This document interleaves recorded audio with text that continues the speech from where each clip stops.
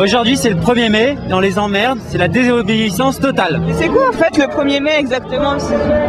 Je crois que le 1er mai, c'est une revendication pour la liberté de la personne, pour la liberté de la classe ouvrière. C'est un peu un truc traditionnel.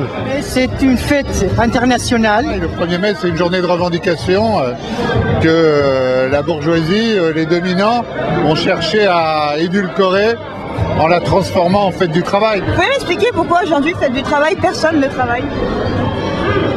Ça, c'est, on pourrait penser que ça tient à la mondialisation. Aujourd'hui, c'est un petit peu le rassemblement des feignants, non? Ah bah oui, tout à fait. Parce que c'est la fête du travail, ça travaille pas? La fête du travail, on travaille pas, puis en plus moi je suis en retraite, alors je vais vous dire que je suis vraiment feignant. Pourquoi vous êtes là aujourd'hui? Ah, pourquoi on est là? Parce qu'il fait beau. C'est les retraites, hein. Ça, il n'y a pas de problème, hein. Et puis pour les jeunes surtout. Parce que les jeunes aujourd'hui, s'il vous plaît. On défend effectivement la retraite à 60 ans, 40 annuités, et puis une retraite valable de 1 500 € par mois, pour tous. Qu'est-ce que vous faites ici, vous, alors?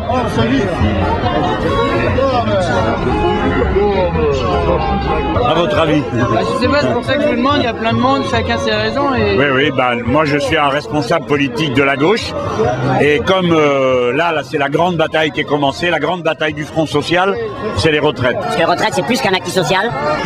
C'est une façon d'organiser la vie ensemble, avec des saisons, le temps de travail, le temps de la réponse. C'est la grande bataille. Bon entendeur, salut. Sarkozy et le gouvernement, c'est implacable, c'est une force démoniaque. Qu'est-ce qui vous arrive? Vous êtes enceinte? Non, on se serre la ceinture. Et c'est pour dire qu'il n'y a pas assez de justice sociale et que c'est toujours les mêmes qui se serrent la ceinture. Donc c'est une fête du travail, mais en même temps on demande à travailler moins, c'est ça? La fête, oui, bah et alors? Non mais je sais pas, c'est pas... on fait le travail ou on fait... de droite ou quoi? Je sais pas, non moi je suis journaliste. Vous êtes journaliste? Oui. Ouais, bah ça vous amène pas bien loin à gauche tout ça d'être journaliste. Pourquoi vous êtes là dans cette grande fusée? C'est le M51. Le M51 est un missile que la France a fabriqué. C'est l'équivalent de 1000 fois Hiroshima. Et nous sommes pour l'abolition des armes nucléaires. Il se repose parce que c'est son 5e jour de jeûne. Ces personnes ne font que boire en fait. Et de l'eau. Que font les chômeurs à la fête du travail? Les chômeurs, il fait grève parce qu'il est mis au travail tout le temps, les chômeurs. Il doit montrer qu'il est motivé, il doit faire plein de démarches, il doit se pointer à des rendez-vous obligatoires. Il est censé être extrêmement passionné par des boulots pourris qu'ils vont lui proposer. Donc faire la grève des chômeurs, c'est faire la grève de tout ça. L'association Acremed, on est une organisation de critique des médias. Donc on pense que les médias alternatifs ne sont pas une alternative à la transformation des médias. Alors pourquoi vous acceptez de répondre à une interview télévisée? Ben non, mais vous n'êtes pas une interview télévisée. On est une interview. Oui, mais vous êtes télévocal. On était très peinés parce que ici, c'est Ciné Hebdo.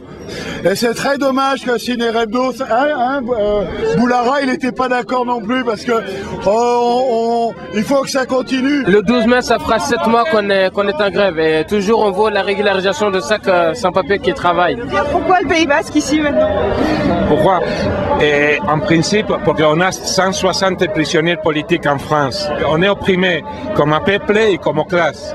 C'est-à-dire comme un prolétaire basque et comme un peuple basque, nos droits ne sont pas reconnus. On est les Iraniens. Comme il y a presque un an qu'en Iran, il y a une lutte permanente contre la dictature et la répression du gouvernement.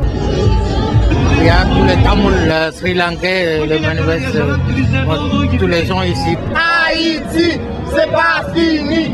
Régularisation des Haïtiens en France. Tous sont des partis politiques de Turquie, des immigrés, des Kurdes, des partis politiques de Kurdistan. On est là contre le capitalisme pour montrer qu'il y a une solution contre le capitalisme.